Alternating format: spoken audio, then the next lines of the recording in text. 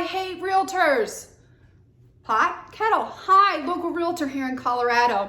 The reason is the bar. It is so easy to become a real estate agent and start doing transactions within as little as a month.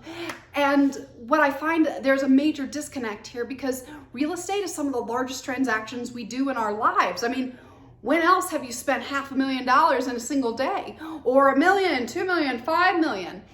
Not often. So the fact that someone with 32 hours of education can facilitate that, or that you need someone to facilitate it with 32 hours of education, I think there's a massive disconnect here. And I'm not talking about the agents that they're seasoned. I'd say the top, what they usually say about the top 1% of agents, which let's go with 5% of agents are amazing. And they've been in the industry a long time and they've seen the dark underbelly that can happen in real estate.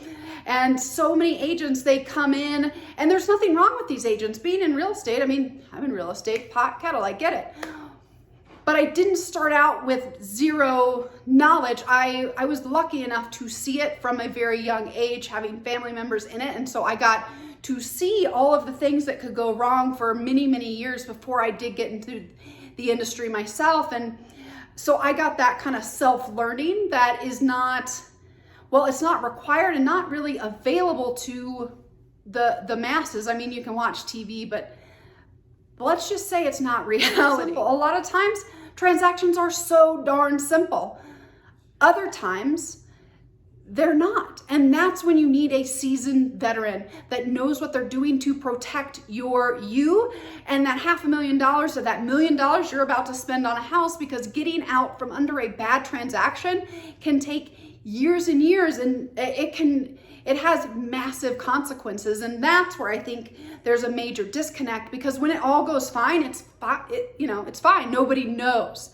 What happens when it doesn't go fine and you have an agent with 32 hours of education? They don't know what the heck they're doing. And I think with law, to practice law, you have to go to school for 7 some years.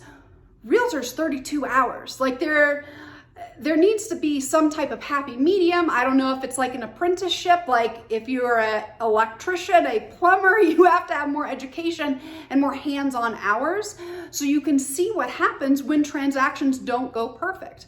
And because that's the value of the realtor. It's not to help with the smooth transactions. A robot, a computer can do that. You don't need to pay 5, 6, 7, 8% when the transaction goes perfect. What you're paying that commission for is when shit goes down, when it gets bad. You want someone in your court preventing that bad situation from happening, which can cost you hundreds of thousands of dollars at the end of the day.